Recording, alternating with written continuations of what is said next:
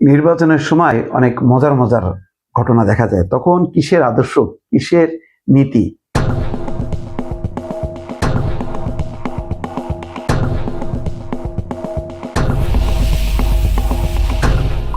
দেখেন, একটা আপনাদেরকে ভিডিও দেখায়, আমার চোখে পড়লো কিছুক্ষণ আগে। জামাতের এক প্রার্থী বা নেতা বলছেন যে যারা আওয়ামী লীগ থেকে এসছেন তাদের দায়িত্ব আমরা নেব, এমনকি হিন্দুদেরও কোনো সমস্যা নেই। এই যে দেখেন, নির্দ্বিধায় এখানে থাকবে, আপনাদের আইন আদালত কোর্ট কাছারি থানা আমরা দায়িত্ব নেব ইনশাআল্লাহ।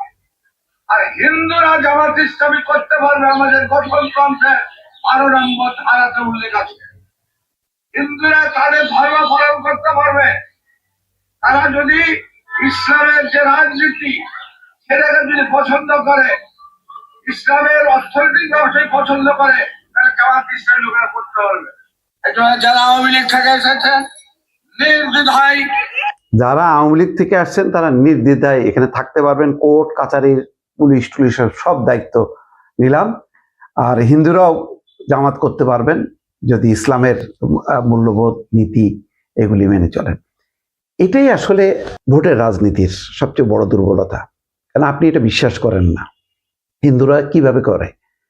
জামাতে ইসলামী নামটা যদি, জামাতের তো সাবেক নেতারা মিলে এবি পার্টি করছে, আমার বাংলাদেশ পার্টি, নামেও কোনো সমস্যা নেই, আপনি করতে পারেন।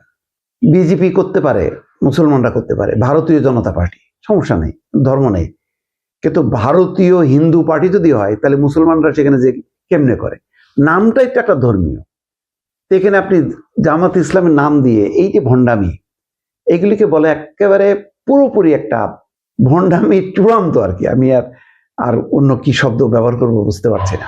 আওয়ামী লীগ এখন নির্বাচনের সময় মোটামুটি এখন নিরাপদ বোঝা যাচ্ছে। এটা জামাতের নেতাদের মুখে না, বিএনপির প্রার্থীরাও বলবেন। কারণ আওয়ামী লীগের বড় একটা ভোট ব্যাংক আছে। তো সেই ভোট ব্যাংক তো তার যদি 5% বা 10% টানতে পারে, তো তারা কি করবে? তারা হয়তো যে তার ব্যক্তিত্ব দিয়ে, আশ্বাস দিয়ে কনভিন্স করতে পারবে, তখন চিন্তা করবে আচ্ছা যাই, এই লোকটা আমাদেরকে বাঁচাবে, ভোট দিয়ে আসি, তাকে জিতাইলে আমাদের নিরাপত্তা নিশ্চিত হবে, সেই কারণে যাবে। সেই কারণেই এই কামড়াকামড়ি। এবং আমি ব্যক্তিগতভাবেও মনে করি না যে আওয়ামী লীগ মানেই আপনি তার বিরুদ্ধে অভিযান চালাবেন। নো, আওয়ামী লীগের আমি বলবো 80 থেকে 90% লোক আছে যারা সত্যিকার অর্থে কোনো লুটপাটের সাথে জড়িত না, যারা আদর্শিকভাবে আওয়ামী লীগ বিশ্বাস করে। এখন বিশ্বাস করে, আপনি এটাকে কিভাবে বন্ধ করবেন? সে তো লুটপাট করেনি, দুর্নীতি করেনি। তাহলে এখন লুটপাট দুর্নীতি যদি আপনার দলের করে, আপনি ব্যবস্থা নেবেন না? নেবেন তো।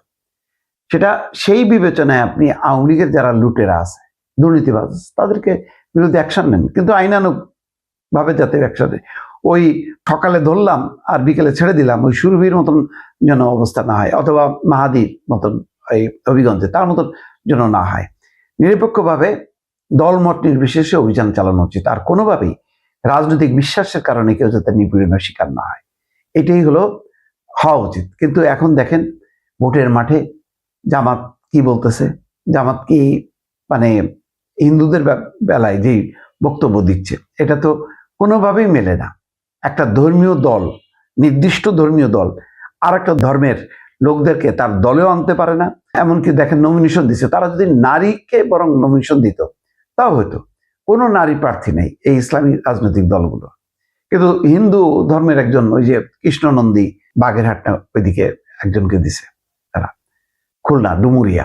তো এটা তো একদম স্ববিরোধিতা। আওয়ামী লীগের বেলায় ঠিক আছে, এটা মানলাম যে, কিন্তু তাই বলে যদি আবার এর আওতায় একজন টাকা পাচারকারী, দুর্নীতিবাজ বা দখলবাজ, দুষ্কৃতকারী আওয়ামী লীগের কেউ যদি, তাকে যদি আবার প্রোটেকশন দেওয়ার চেষ্টা করা হয়, তাহলে দুঃখজনক হবে। এবং দেখা যায় ম্যাক্সিমাম ক্ষেত্রে তাই হয়, ওই দুর্নীতিবাজ দুষ্ট লোকরাই ঢুকে যায় এবং এই নির্বাচনের সময় কিন্তু তারা এই বিভিন্ন দলের ভিতরে চলে যায়। এই ক্ষেত্রে কোনো নীতি আদর্শের বালাই থাকে না। এটাই হচ্ছে রাজনীতির সবচেয়ে দুঃখজনক অধ্যায়, দর্শক।